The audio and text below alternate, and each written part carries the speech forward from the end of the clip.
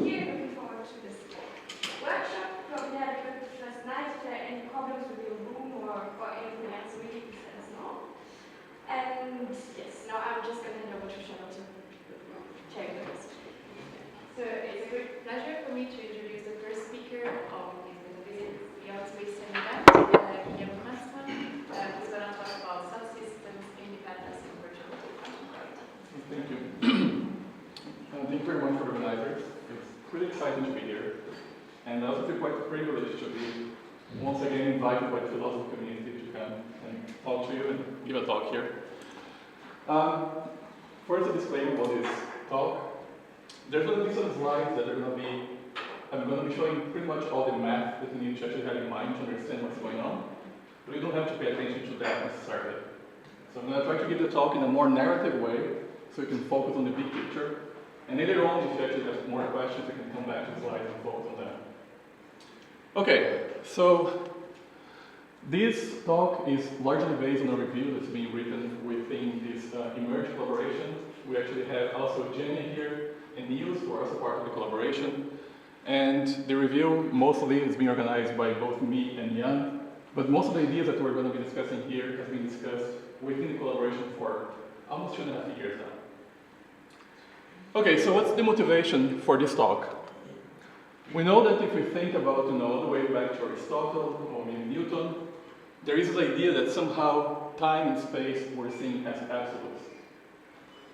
But then, later on, we start thinking more about this idea of background independence. If you want, you can also think about the principle of relationality to some extent. And then we learn that space-time, the breakdown of space-time, is actually not really to be seen absolute, and in fact we understand nowadays that breakdown to be dynamical. Now, if you go back to a paper by Zurek, 2007, he defined what he calls the zeroth axiom of quantum mechanics, and he says, the world consists of systems. And so now you could think that perhaps the same breakdown that you have between space and time being not absolute and being dynamical might also apply in the context of Hilbert space. Perhaps what we mean by physical systems is not a motion that should be seen or taken to be absolute. And moreover, my own personal bias or interest, if you think about space-time perhaps being emergent from something else, then given that we measure what we mean by space and time using physical systems, we better understand exactly what we mean by that. To some extent, the take-home message of this talk is quite simple. It's this. When you think about systems, it's quite easy when we do not have gravity and we do like just normal classical mechanics or quantum mechanics. But as we push the bar towards quantum gravity, hopefully we're going to convince you that we need to be more careful and that there's still a lot of things to be learned. Okay, so let's start with like no gravity and just standard textbook quantum mechanics, just to bring you the conceptual framework that I want to establish here. So first you can ask the question, what's a system? Typically we think about the system in quantum mechanics as a triple. You can think that there's a Hilbert space associated with it. There's a state space. In this case we can think in the concept of like odd density matrices defined in this Hilbert space. And there's some algebra of observables associated with those systems. Then the more interesting question perhaps is what do we mean by a subsystem of an enlarged system in quantum mechanics? And typically we think about a subsystem whenever there is a way of embedding this smaller system into the enlarged Hilbert space. And we can define an embedding map to do that job. And that can bring us the smaller Hilbert space into the larger one, and the same for the algebra observables that we have. And to define this map, typically what we do, we impose that the expectation values computed in terms of the observables of the smaller system applied to the density operators defined as the smaller system is going to be the same now when I lift that to this enlarged, this global Hilbert space. And typically when we do that in quantum mechanics, we think about that in terms of density matrices and reduced density matrices. Now the interesting question for me is how do we know that we have more than one meaningful subsystem? And to do that, typically we now have to start talking about notions of independence. And a big summary of how the situation is in the context of quantum mechanics can be seen through this diagram. there are different notions of independence that we tacitly use when we do quantum mechanics or experiments. And I'll try to convince you that in quantum mechanics, all of those notions are collapsed into a single kind of structure, this thing called tensor product structure. But we can still rely, or we can still define all the different notions in the concept of quantum mechanics in a way that we don't want to conflate them from the very beginning, because later on they're going to be separated. Also, you see that I have those black boxes and white boxes. The black boxes, you can think about something very operational. You could think about the black boxes, the notions that are there, as something you would expect that if you have your notebook with data in the lab, you would actually be able to infer from your data. While whatever is here in the white boxes is basically the algebraic structure trying to implement that in quantum mechanics. So let's start with the first one, it's called statistical independence. But you can also think about that as the idea that you can prepare states of your subsystems in a sort of independent way. So basically, whenever you have statistical independence, it means that if I have two subsystems, they will be statistically independent. If I can now think about those subsystems as an enlarged system and find a global state that whenever restricted to each subsystem recovers the state that you had initially. And you can write that down mathematically as well. But the idea is really that we demand the compatibility of the marginals, as we would say. And then you can also think about when does that fail? Imagine, for instance, my system was a cube, and somehow I want really to think that each of the different corners of the cube was a subsystem. And then you find out that, of course, you cannot prepare the different corners in the required configuration. They have those edges, they have constraints. And that's already to give you the idea that when we do have constraints in our systems, typically, whatever we initially thought as a subsystem, and by initially thought you can think about the kinematic idea of a subsystem, might not be preserved under the physical constraints of your theory. Okay, so that was the first notion of independence, but you can ask even for something more strict, like stronger, more strict, that not only there is a global state, but also that this state is not correlated. And that's typically called statistical independence in the product sense, but really is the idea that you can define a product state of your systems. And then again, here you just have the more mathematical definition. And what I want to convey to you is that this idea of having a product state is really rooted in probability theory, of when we have the notion of independent events happening. So if you think really that your measurements are going to be independent in the probabilistic sense, typically you want to write down the probability of something happening in system 1 and 2 is going to give you the product of the probabilities. And the product state encapsulates that notion precisely. And here's just like the mathematical definition. Basically, I want to say that if you have some expectation value for your first system and the second system, you can actually find that in terms of joint observables defined on the large system. And of course, this notion is stronger than the one I had before. So if this notion is guaranteed, it means that you do have statistical independence of your systems. Okay, so the bottom line is being covered. And this was more about the notion of state preparation of your quantum mechanical systems. But then you can also think about measurement. And there are two different notions. One is called joint measurability, and the other one is called non-disturbance. Joint measurability is really the idea that if I could actually measure a pair of observables in each of those different systems, I can still define what would be a global observable from which I can recover the information that I had by measuring each of the independent systems independently. So this is just a bit of a technical definition. We don't have to pay attention to that. The important thing is that you can show that if you have joint measurability for all pairs of observables for each subsystem, that implies that the algebras of the subsystems should commute. And it turns out that this theorem is an if and only if theorem. So if there is commutativity, you can also show that joint measurability is obtained. And that's why we have this double arrow here. And finally, we have the notion of non-disturbance, which is really the idea that whenever we make a measurement in a system, we know how to update the overall state by using a non-selective Euler's rule. So that's just the idea that I'm not doing a projective measurement, a selective measurement. I'm just doing a measurement, someone's doing a measurement in their part of the system, and we're updating the global state based on that measurement that's happening there. But I still would like my statistics to actually not be affected.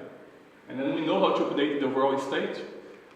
And it turns out that if I demand, again, that my measurements are not affected by someone else's measurements on their part of the system, again, there is a theorem that you can show that non-disturbance for all pairs of observables will imply that the subalgebras commute. And this turns out to be also an if and only if theorem in the context of quantum mechanics. Okay, so then we cover the different operational notions that we have about preparation of states being dependent and measurements being dependent. And it turns out, as I just said, that the measurements being dependent in terms of joint measurability and non-disturbance is what we call observable independence. And in quantum mechanics, this is just the familiar notion of having that the embedded subalgebras of each system in this enlarged system, they're going to commute. Okay. And finally, you can show that in the concept of finite-dimensional quantum mechanics, all of this is encapsulated by this tensor product structure. And so the tensor product structure, we can actually define it. And it's just the idea that if I have a Hilbert space, think about that as a system, I can actually break this Hilbert space into smaller pieces. And this breakdown is given by this unitary map. It's actually a whole equivalence of different unitary maps. But that's just for the ones that are interested. That turns out that you can actually write down the different Hilbert spaces in a tensor factor way.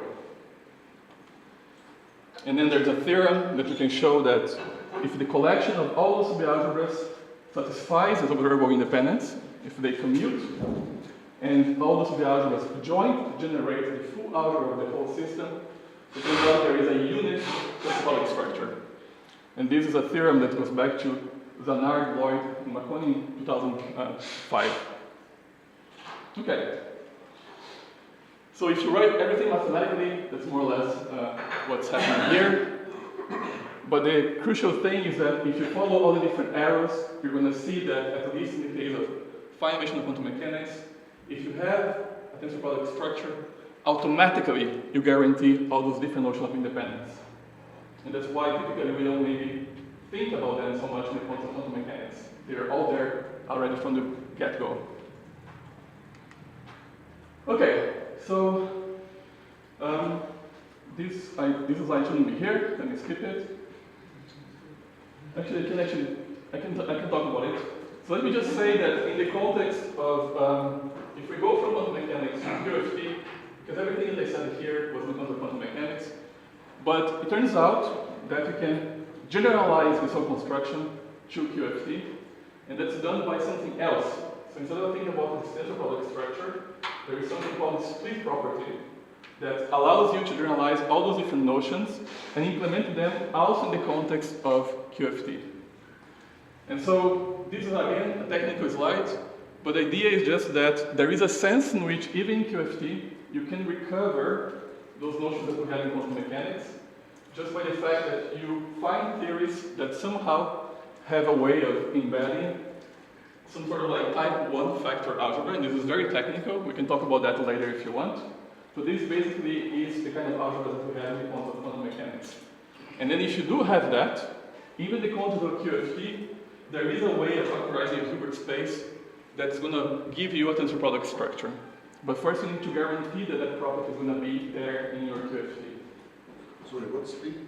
Mm-hmm. P? Sorry? P is any... Sorry, here? Yes.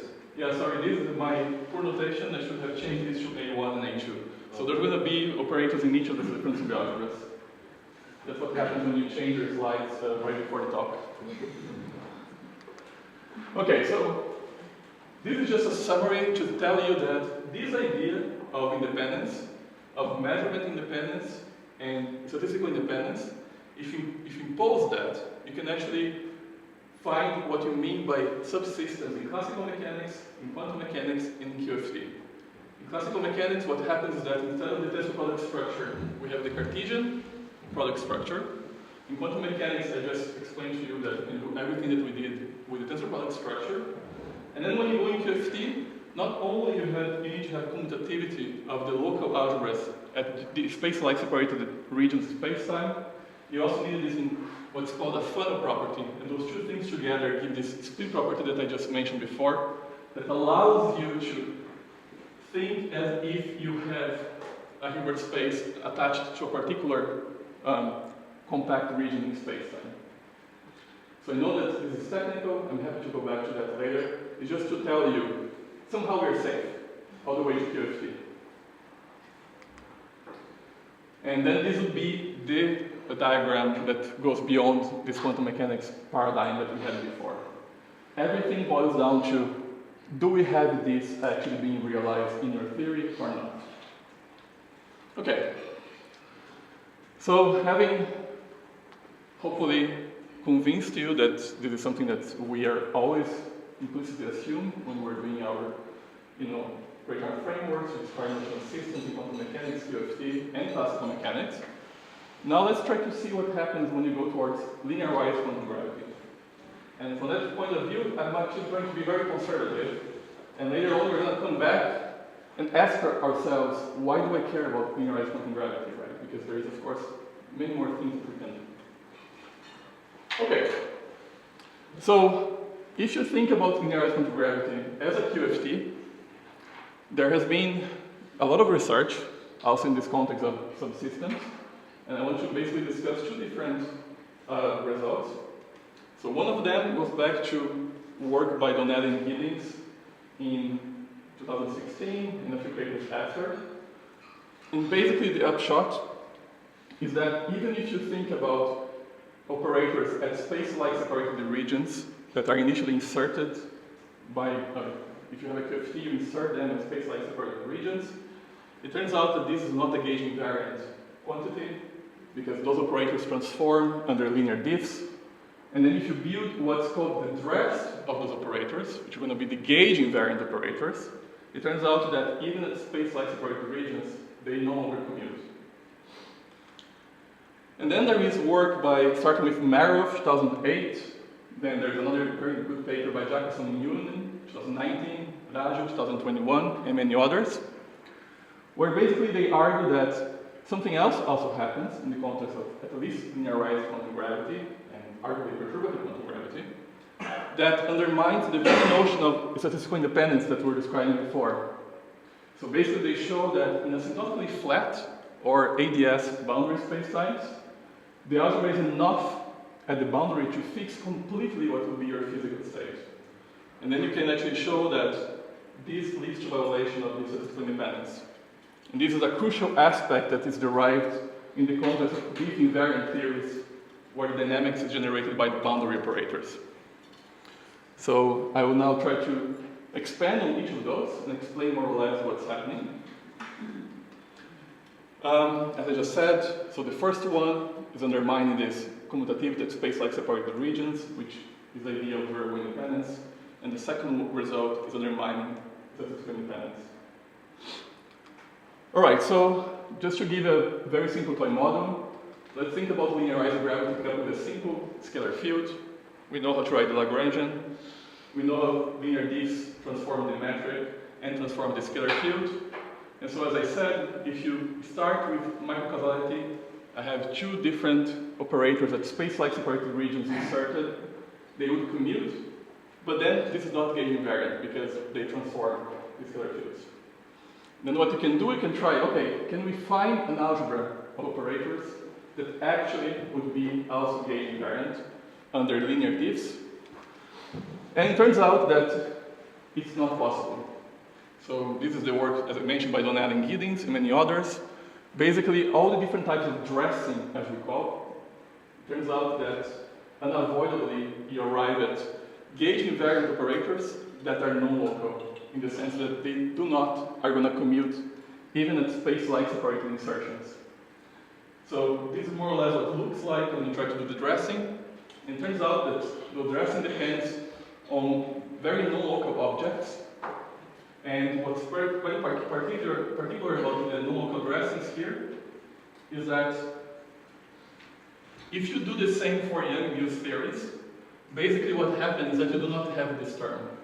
You only have the dressing being non-local, in the sense of being not compact, as an integration of what would be your gauge field. So if this was a normal Young-Mills theory, instead of the metric here, you would have your gauge field. But it turns out that when you do covariant quantum gravity, we know that what we quantize is the metric, not the connection. And so basically this quantity here is roughly the connection, and you know that in the connection you also have derivatives of the metric. And that's what's appearing here. So you can imagine that when you take those kind of objects and start commuting them, even though the insertions were space-like separated regions, because now we have those no local integrations here, at some point the metric is going to be hitting derivatives of the metric in the commutator. And by the Heisenberg algebra, they won't commute. So that's the reason why there is no commutativity. So this is just a summary of what I just said. Typically, all the dressings depend on the connection. For Young-Mills, we do quantization with the connection. And of course, the connection is going to commute with itself, no matter what. While in GR, or perturbative quantum gravity, we're quantizing the metric. And then we're going to have derivatives of the metric finding each other on those commutators. Okay, so that was the first result that undermines this notion of simple commutativity or macrocausality. And then there is another aspect of dimension, which is this work started with Maroff and many others. As you know, in any deep invariant theory with constraints, typically the Hamiltonian is going to take this kind of shape, where you have going to be an integration of constraints on the bulk, plus what would be boundary terms, if your spacetime has a boundary. In the case of, for instance, having an asymptotically flat spacetime, this boundary term is going to be just the ADM energy, for instance. We have other charges if it's going to be an ADS spacetime. And then, again, this is more technical, but I wanted to focus on this particular diagram. So this is a diagram adapted from Maroff's original paper. So let me give you the context. So Maroff's initial paper, he was thinking about black hole information paradox. And so when he writes this diagram, instead of having a future region which is omitted, he has a black hole here. And of course, what he's concerned is the fact that there is initial gravitational data that shoots off and falls eventually into the black hole. But apart from the motivation, all the arguments that he used in the paper do not rely on you being on a background that there is a black hole. So you can actually generalize everything to just think about, forget about the future. What can we say about the algebras which are defined at spatial infinity if you're thinking about flat spacetime? You can also do the same for ADS. And the idea here is that exactly because the Hamiltonian is a boundary term, basically I can take any of the elements or any of the gravitational modes that are starting at past new infinity, and I can translate them back and forth on the surface. And if I do that, if I push the translation all the way back to almost like approaching what would be, or parametrizing this region all the way to this parameter being towards minus infinity, so I can bring every single gravitational data shooting off here to the past, and I can use the equation of motion to propagate them to the future.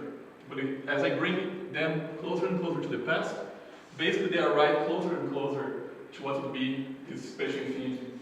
So the idea is to show that actually all the algebra of observables, or all the modes, all the radiative modes that I have here, they can actually be encoded at this boundary algebra that I have here.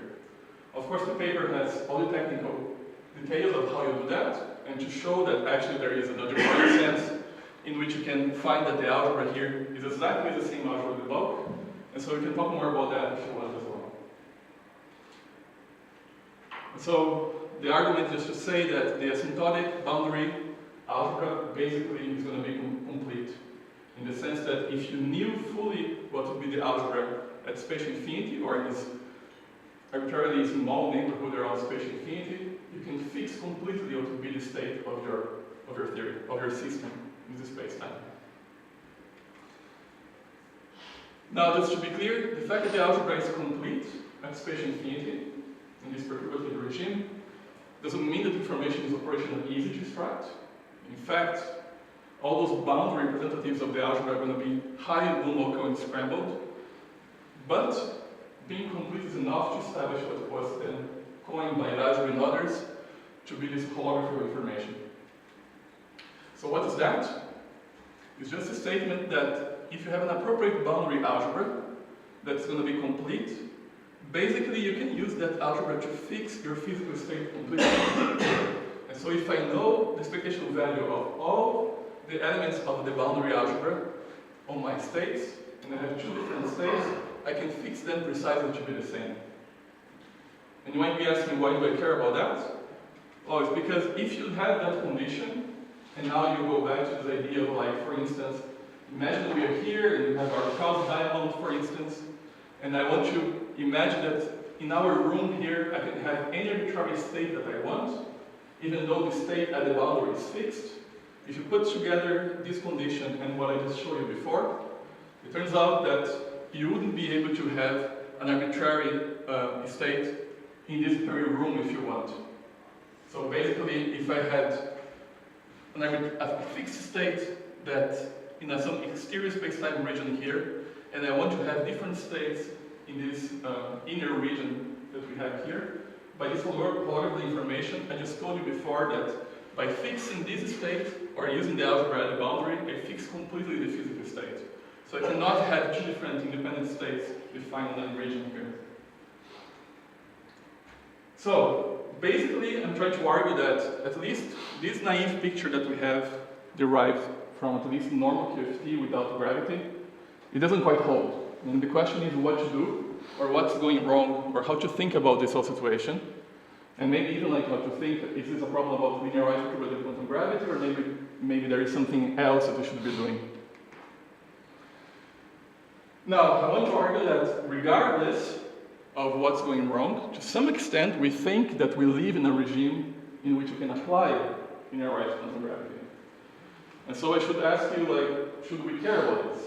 Is this something that actually is important, or maybe just like some formal things that are going on with our framework, and maybe there is, like, you know, we need to understand better the framework itself before trying to arrive or implying that there is a real problem that we should worry about here. And I'll give you two reasons of why we should care about that. The first one is this. So we know that when we look to the sky, we see something as a CMB. And I'm pretty sure, I imagine that everyone is familiar with this picture.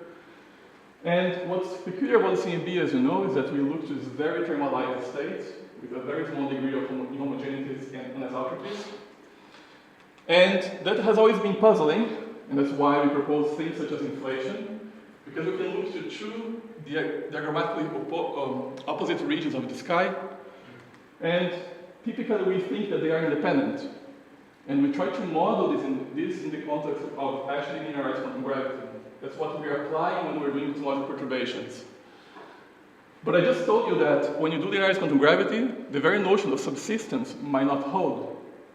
So I still believe that there is some tension between us using this framework together with the fact that we take those different space-time regions across the sky to actually be independent.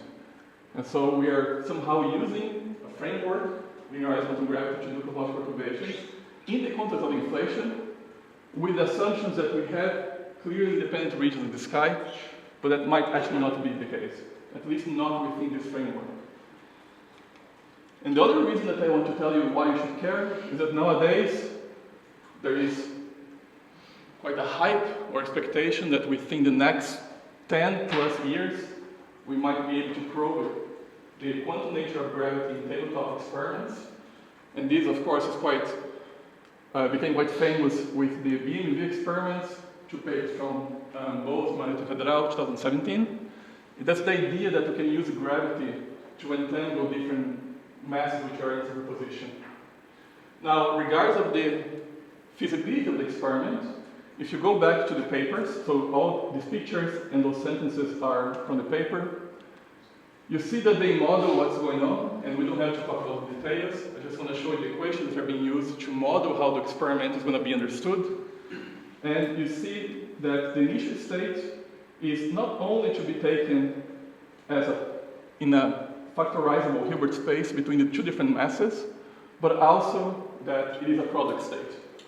And those are the things that, again, if you're tacitly using linearized quantum gravity to understand what might be happening in those experiments, then I would say that we have a reason to be cautious about that, and to understand a bit better to which extent those approximations are particularly valid. Of course, we do that every day in the lab, and so there's a sense in which we expect that something like that should hold. The question is that people have been extrapolating what would be positive detections of entanglement in the experiment to infer all the way that space-time is in a superposition. And then you're pushing the modeling of the experiment to this lower level where you're using now the solution of field theory in the context of linear asymptotic gravity to infer something about space-time. Okay, so slowly wrapping up. As I say, despite some level of contention, people still argue to some extent, really, we're doing linear asymptotic gravity when you talk about inflation, for instance, or GAE. I would say that a lot of the papers that are written nowadays are using that framework to model those experiments. And as I mentioned, to some extent, we do expect that there is a limiting situation in which that should hold and should be actually viable. It's just that maybe we still do not quite have a good control of to which extent we can push that approximation. And so the final question is really still, how can we mean? We talk about not only having gravitational quantum systems, but subsystems in plural, and that they are somehow independent. So I'm running out of time, and just leave here some food for thought, and thanks again for the attention.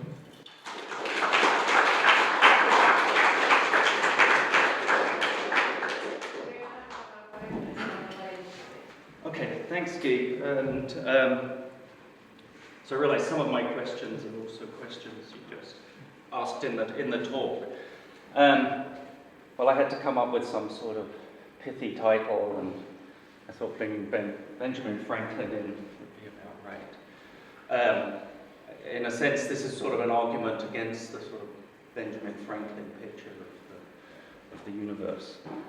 So I should say the parts I'm going to comment on, I sort of learned from your slides and the notes that you sent me. It's not that I have not had a chance to read the papers, so some of these questions should definitely be taken as asking for further sort of clarification or elucidation.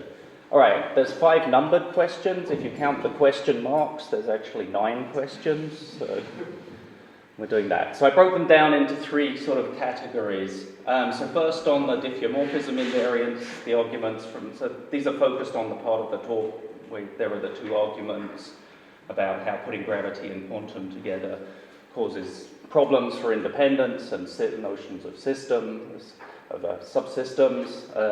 All right, I said commutativity, exactly microcausation is how you were referring to it. So I'm just going to go through list the questions. It was striking to me, the diffeomorphism invariance involves an infinitesimal transformation with respect to a continuum space-time. So I did sort of wonder how much the assumption of a continuum is here, whether if things would look different if there was actually a discrete space-time background. Presumably we still expect macroscopic diffeomorphism symmetry, so maybe not, but still. Is there any way in which one could take this as pointing to discreteness of space-time rather than sort of failure of independence?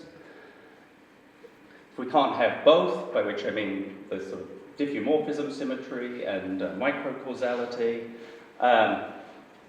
is it clear to you which one it would be better to have? Because it's not to me. I mean, in some sense, one might say, okay, so much the worse for diffeomorphism invariance. Whereas from the tone of the talk and the papers, it seemed like that's the one we want, and why? Second sort of set of arguments were to do with holography and factorization, by which I mean the tensor product structure and all the good things that follow from that, or I guess the split property if we're at a sort of more abstract level, and the tension between those two.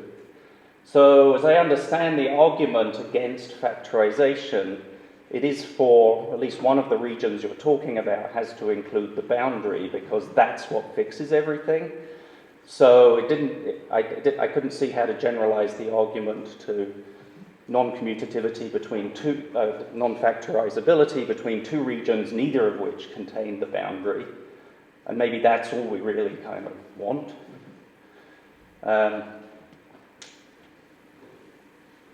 Suppose, though, there's answers to all this, and we have to actually kind of give up on having a place for everything, or maybe there's just one place for everything, not its own place. This was a question that you asked, and so maybe there isn't an answer. You're posing the question in the paper. We do have, we assume quantum theory, usually we assume that we can separate systems. That works very well. I am thinking in particular of the sort of gravitationally induced entanglement experiments, the same as you. I mean, exactly as you point out, that assumes that we can have approximate separation. How is that even working sort of at all? And I have sort of in mind related questions that come up in quantum field theory, getting about gravity to do with non-exact localizability of particles, Ray-Schlieder theorem, indefinitely large distance Bell correlations, even in the vacuum. And we sort of have a story there that has to do with exponential tails dying off. So, okay, the particles aren't localized, but we understand why the approximation works. We understand why we still have cluster decomposition, even though there are these... Okay, I take it you're looking for this story sort of here as well, but I want to emphasize that question. And I didn't think of this when I wrote the questions, but thinking about your talk and when you brought up the CMB, the sort of correlations and how we think about that, this is more about what else is the sort of upshot of this holism. I mean, non-local correlations we've come to learn to live with because with sort of Bell inequalities, and we sort of understand how to fit that in with relativity. I mean, there's a huge literature and sort of discussion of that. So what actually is the upshot of this holism? Is it a kind of superluminal signaling, which I think in relation to the CMB question is to do with are the correlations that we see, perniciously causal somehow, relative to our picture of relativity and causal propagation? So I called it signaling. Causal, I think that's maybe clearer than just saying causing, but that's what I had in mind. What do we do with that? If we can signal, then it seems like we're in danger of causal loops. Is that what you think might be happening here? Or is there going to be some sort of censorship that's going to stop that from being a problem? And if not, do we not need some sort of analysis about why these non-local correlations, although worse than sort of Bell quantum correlations, still aren't going to kind of break relativistic causality, something like that. Okay, that's probably 5 minutes, perhaps more, but that's it. Thank you. Perfect. So, thanks, Nick, who was also very kind to send me those questions beforehand. So I don't have to pretend I'm surprised. So on Nick's comments, so I wrote a few things, but I'm not sure what the dynamic's supposed to be, if this is meant to be a very open discussion or not. So in theory you have 5 minutes to reply to Nick. 5 minutes, my God. You're not going to be able to reply to all these questions. But Okay, so the first question about is the continuous space-time the issue, right? Honestly, I don't know.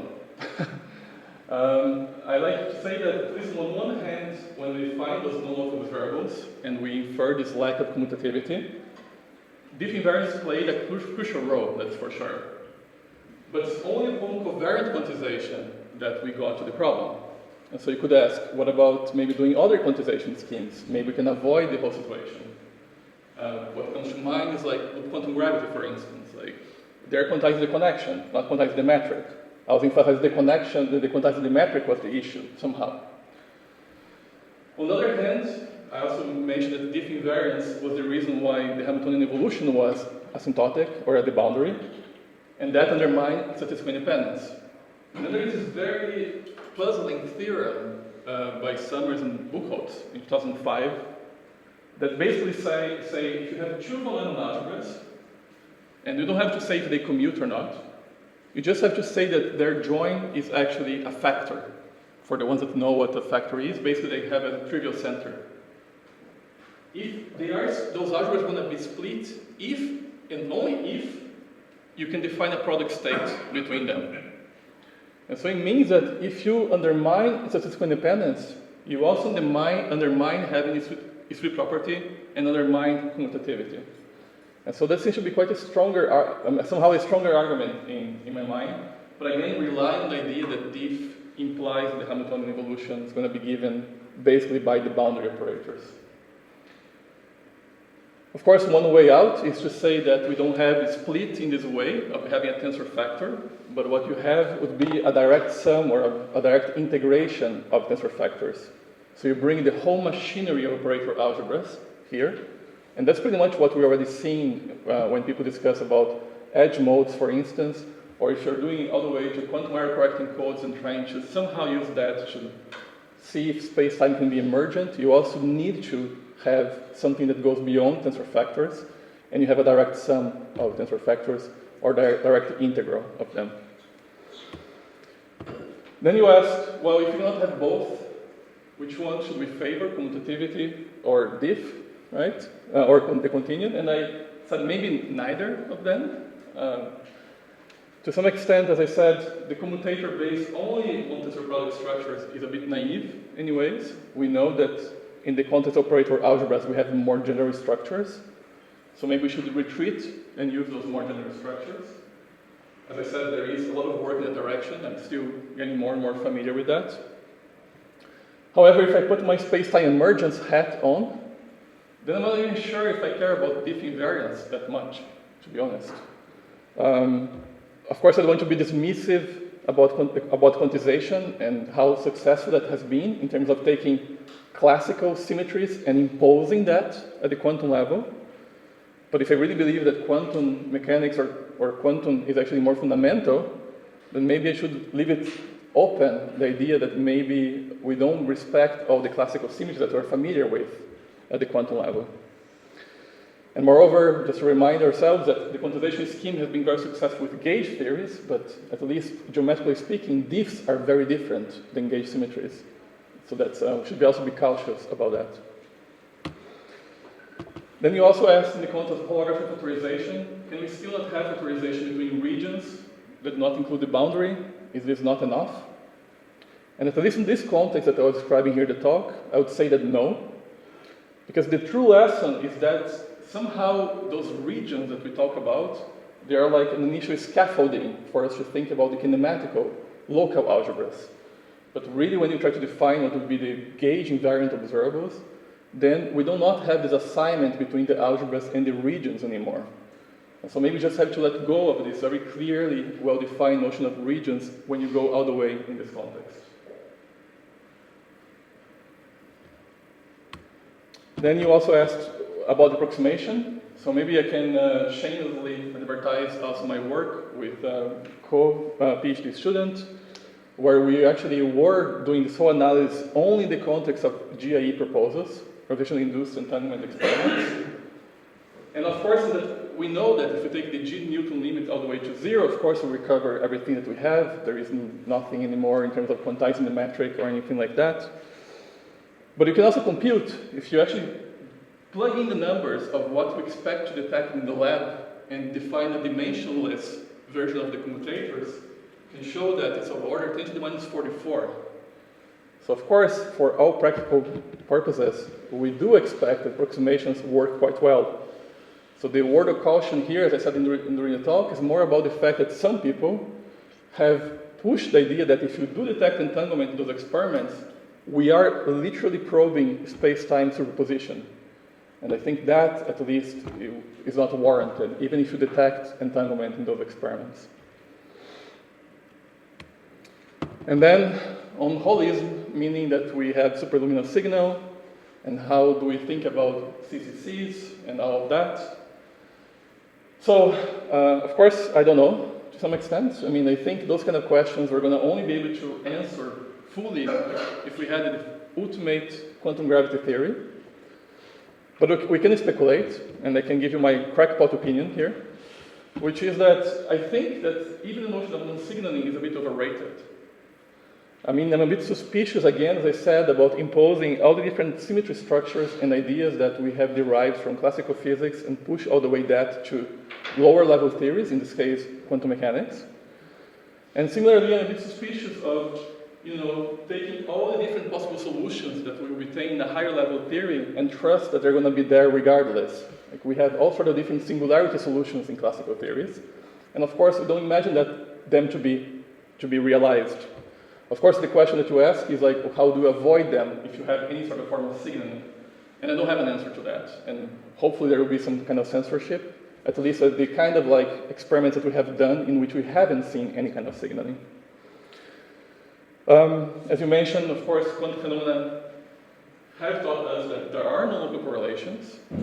And it remains still puzzling to me that how to make sense of those local correlations in relation to the classical notion of locality, space-time locality. And maybe let me finish with, again, a crazy thought, is that typically so far, regardless of what's going to be the final word coming from quantum gravity in terms of signaling or not, whenever we model our experiments or how we actually constrain our framework, typically we impose that there should not be any sort of signaling. And then we realize experiments which are based on those models or those frameworks. In a very real sense, our theory and how we think about our theoretical framework constrains the kind of experimental setups that you might imagine to actually try and probe in the lab. And so I really wonder if we actually start allowing for some sort of violation of signaling, as small as it can be. And if because we somehow learned that perhaps there is some notion of non-signaling coming from from quantum gravity theory, I wonder if there is different kind of experimental setups that we can even conceive of that we still haven't thought about so far, that maybe would allow us to actually, amplify those signals all the way that they could be eventually detected. So those are my maybe more than 5 minutes. I apologize for that. Quick replies to the questions. And I'm really happy to hear more about from the others.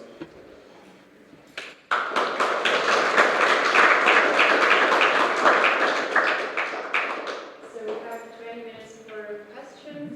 Please raise your hand if you have a question. If you have a follow-up. We'll start with Mathieu. Thank you.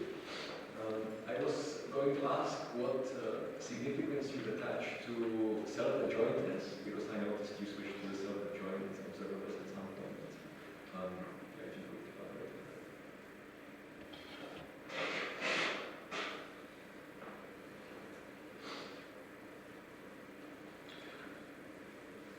I mean, everything that I have done here so far relies, of course, quite strictly on the notion of self-adjointness. And even to some extent, you could imagine that one of the reasons why, of course, we need commutativity is because even if I have two observables, self-adjoint observables, their product is not necessarily going to be self-adjoint unless they commute.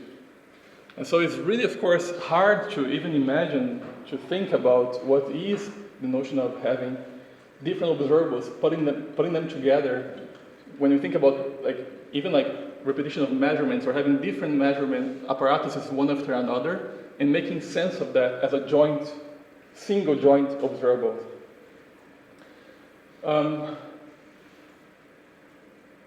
I'm not sure if that helps or addresses your question at all. I'm just basically contextualizing what you're asking and saying that it's very hard to even imagine what it would mean to actually drop that. But I'm not sure if I have anything else to say than that right now. But maybe you have, or have you thought about that? Yeah, well, there are these papers by Brian Roberts, right, that call into question this idea that observables have to be self-adjoint operators. Yeah, this was my... I'm not familiar with that, but I'll be happy to check them out. Thanks. Yes?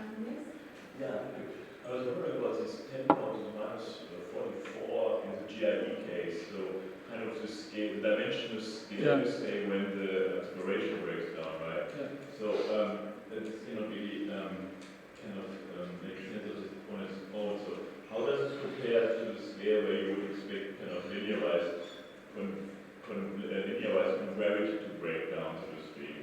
So in other words, could it be that somehow it's true at some point that if you were to continue using this record, you had a breakdown of separation, but somehow, for example, like gravity or other kind of gravity here kicks in actually earlier. So I'm just wondering how you make sense of the scale.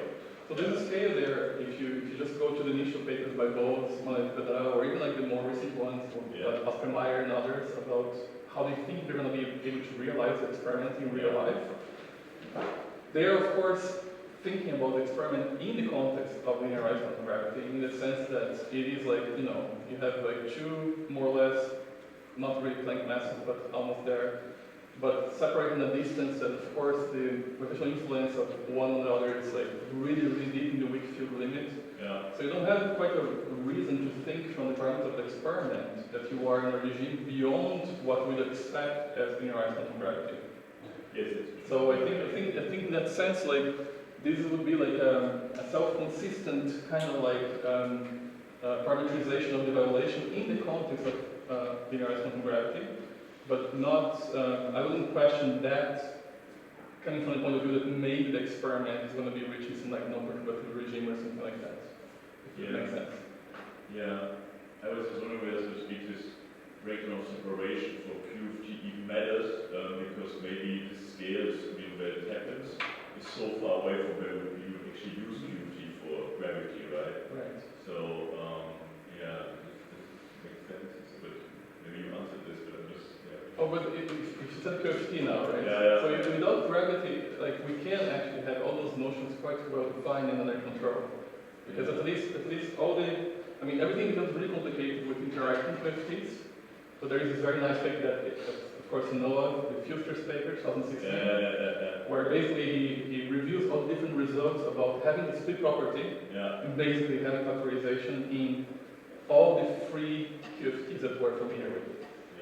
So at least the kinematical QFTs that we work with, they seem to all be respecting all those notions of separation that we like and use every day, basically. Yeah, but I think I will ask you again about this. Yeah, just in the basic quantum mechanical case, are there any observables and algebras over those observables where the split property fails, where we might care about those observables? Or is it for all of the observables that we might want to actually care about, we always get these well-behaved algebras that split the universe? As soon as you say the word always, I feel a bit unsure. Yeah, always for all the things we care about. There might be cases that I'm not aware of. Yeah. But I would say that for sure, textbook quantum mechanics, all the structures we have here, they are secured by only the virtue of having commutativity alone, actually. So there is the split property is a more abstract general notion that basically boils down to just having commutativity at this, textbook quantum mechanics. Doesn't even have to be fine dimensional. If you have like harmonic oscillators and things like that, it's going to work out as well. Okay. But people are very creative. Maybe there are ways of circumventing that. And of course, one way that you go a little bit beyond already what's here is that if you start thinking about qubits, but you have an infinite chain of them, then you're already not in the context of what we call type 1 mononomial algebras anymore. You go towards type 2 mononomial algebras, which is in between what we talked about here and the QFT case. Yeah, I guess I was just wondering because I was wondering if any of the sort of statistical independence failures that you get in the linearized quantum gravity case, like whether there's already some kinds of statistical independence failures showing up in the quantum mechanical case that makes it either more palatable in the quantum gravity case or not a problem in the quantum mechanical. Not that I'm aware of. Yeah, thank you, Guy. That was nice. I was trying to split the question that I have in two parts that is slightly more digestible to answer. So the first bit is just like a slightly technical curiosity, which is that you are representing this Raju-Marov sets of results, and one interesting thing about those is that those results basically, you are being reasonably fair about you are presenting them, but those results happen to really only work in highly symmetric spacetimes. So the Raju papers are done in like empty ADS. The Maroff one really works completely in empty Minkowski spacetime. And that is interesting to what you say, because one thing that can be shown is that at every order in perturbation theory, if, for example, you have an operating black hole, so you have a region which lacks any global symmetry, the interior region, you can actually define gauge invariant perturbations inside localized inside the interior. So that would suggest that you still have some notion, for example, at the level of gravitational perturbation theory, in quantum corrections that would be well defined. So you would split the interior from the exterior, which was, I think, the original, one of the original contentions that Raju wanted to make, that actually people were mistaken when they were talking about this stuff. So one thing was, I was curious, like, if you looked into this, how it fits in what you're saying, and maybe slightly more philosophically, building on top of this, and then slightly on what Sam was asking you. Of course, already in quantum field theory, you have the split property as a definition of subsystem, but the split property holds in most reasonable quantum field theories, but it doesn't hold for all regions. So, like, one simple example is if you have, if you take the regions you care about, two wedges in Minkowski spacetime, two Rindler wedges, they don't satisfy the split property because basically they touch at the bifurcated horizon and that ruins your split property. So in some sense we are already reducing. We are already using, compared to quantum mechanics where everything is fine, here we are already using the subsystem property to pick out regions that are good and regions that are bad.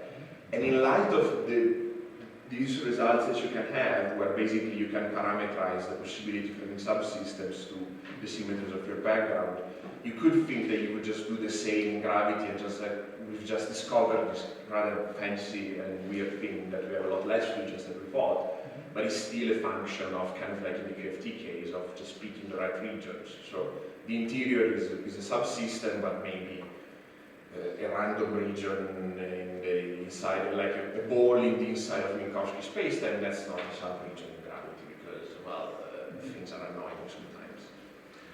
Right, so about your first question, it's true that of course we rely on having fairly symmetric spacetimes, right? Maroff's paper is both for asymptotically flat spacetimes or ADS, and then Jacobson-Newton paper is also only about ADS spacetimes. I just want to say that actually Maroff's paper, there's a whole appendix where it talks also about having matter fields. So it's not only about gravity. There is a I mean, I'm not sure to which level of rigor we hold that the result follows straightforwardly, but at least the whole appendix is actually doing that also for metric fields. But just to say that it's at least my current bias or suspicion about that is actually this is not as specific to only gravity in high symmetric spacetimes. And about your second comment, of course, I agree that even in QFT, you can make the case that if you have touching regions, you run into issues. I think that here the point is to show that even without having the regions touching in linearized quantum gravity, you already start running into problems. And so, you know, like, now I put my very physicist hat and I say like, okay, yeah, sure, if the regions are touching, that's a pathological case, but I don't care about that so much. Maybe I'll leave that for people who are doing hardcore AQFT.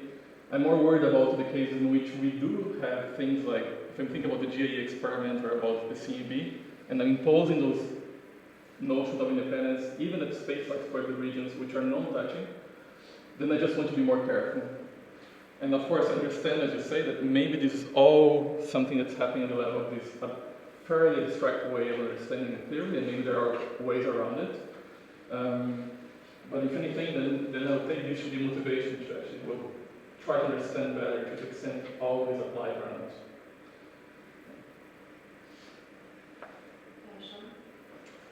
So that was great, thank you. I want to endorse your crazy thought. I think it's a good thought. I think especially at a meeting called Metaphysics Beyond Space-Time, we should not fall in love with space-time structure and light guns too much.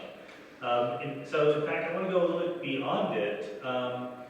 As you know, I'm interested in starting from something bare bones like the Hamiltonian and reverse engineering how you get structures in quantum mechanics. And what you're saying here is that in quantum gravity, we don't have this beautiful tensor product structure where everything commutes very nicely because of non-locality, but still we have kind of almost locality in practical senses. So two questions. One, is there a way to reverse engineer that? So is there a way to characterize mathematically the almost locality that we have so that we can find, if not a tensor product structure, at least some pretty close to that, you know, allowing ourselves to be approximate and so forth, just from the Hamiltonian. And the other is, if this failure of locality is really characteristic of gravity, can we go the other way around and say the reason why there is gravity is because the Hamiltonian of the universe doesn't allow us to find a tensor product structure which is exactly local?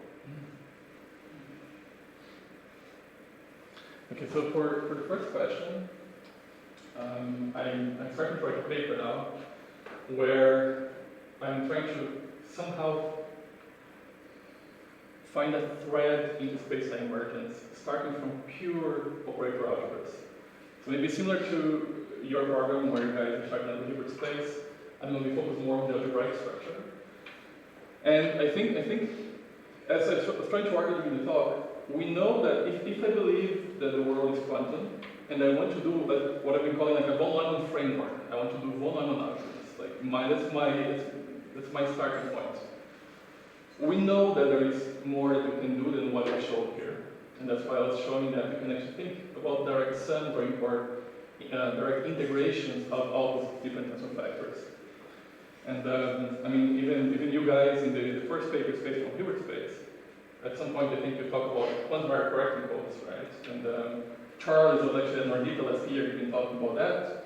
And I was chatting with him a lot about that and the fact that basically if you try to do even like this quantum correcting code and use that as basically your underlying scheme from which space-time emerges, unavoidably, if you want to define a meaningful area operator, you need to have those superselection sectors talking to each other in some way.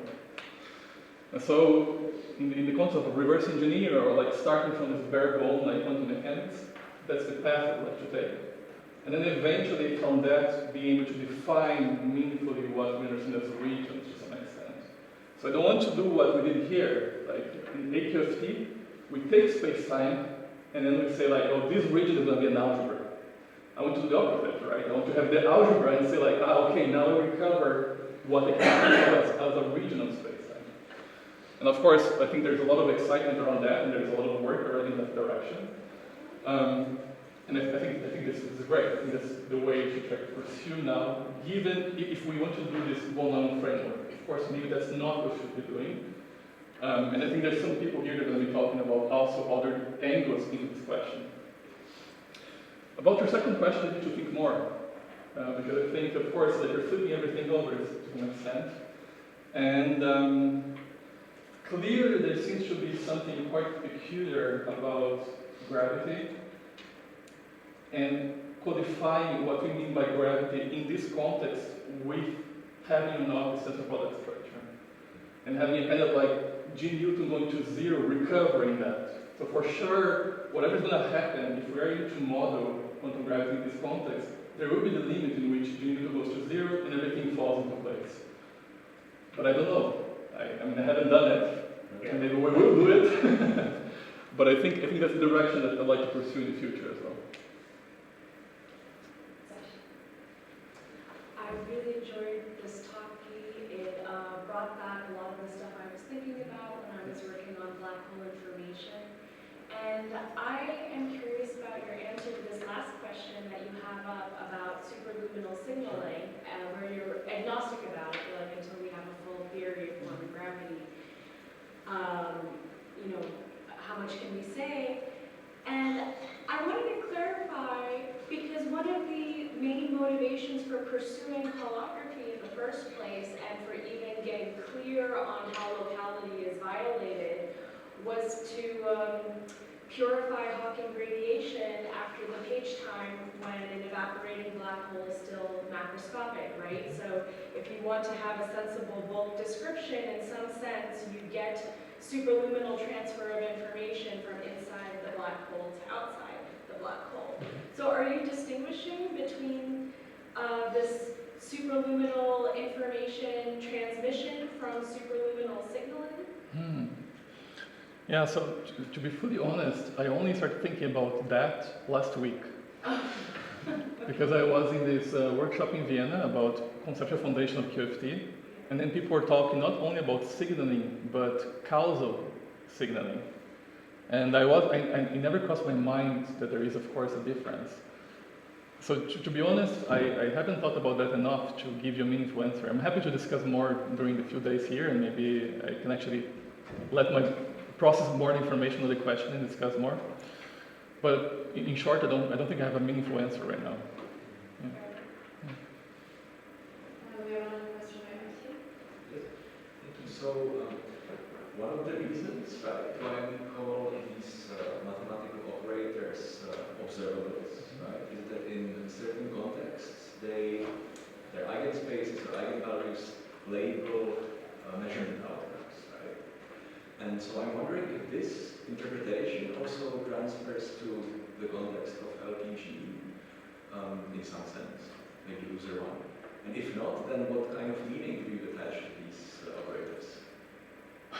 I mean, it's again a bit of a hard question to some extent. In the paper that I was advertising before, this paper here, we kind of have a section discussing more or less your question, because as I said before, if you do not have commutativity, even the product of self-adjoint operators won't be self-adjoint. And so suddenly you start to have to ask questions like, oh, if I'm doing a Bell experiment and I have two different parties that have their own measurement apparatuses, but typically the kind of correlatory compute in a Bell-like experiment is a product of those measurements, or the variables associated with them. And so in this paper, actually, we try to generalize what would be a Bell-like scenario and symmetrize everything. So if you have your operator M and my operator G, and we know that they are corresponding to observables that we measure, there is like a number that comes out of the measurement. But now we're in this concept of LPG in which those things do not commute anymore. How do we talk about measurements in general, right? And one way would be to symmetrize everything. So instead of thinking about the joint observable being G times M or M times G, we just symmetrize MG plus GM. And it turns out that actually you can recalculate what we call the CHSH bound, which shows that quantum mechanics has correlations that go beyond the kind of typical classical correlations. You can do that in a symmetrized way and show that the bound remains the same, for instance. But of course, when you have expectation of value, and you have putting like different observables inside, typically you think about the time order, right? First, you make a measurement, then I make a measurement, and so on and so forth. When we do like a Bell-like experiment, because the space-like separated region, we don't care. Because observers are going to see the order of the experiment in different ways. So it might be MG or GM, it doesn't matter. In this case, it will matter. And so the symmetrization of observables to make something self-adjoint out of them is almost as if you start seeing some kind of like indefinite causal order naturally appearing in the way to think about the experiments. Anyways, I'm not sure if that is completely orthogonal or has some superposition, some overlapping with your question. I hope there is some non-minimum projection that addresses your question, but hopefully it's not fully orthogonal. Okay, so we are perfectly on time.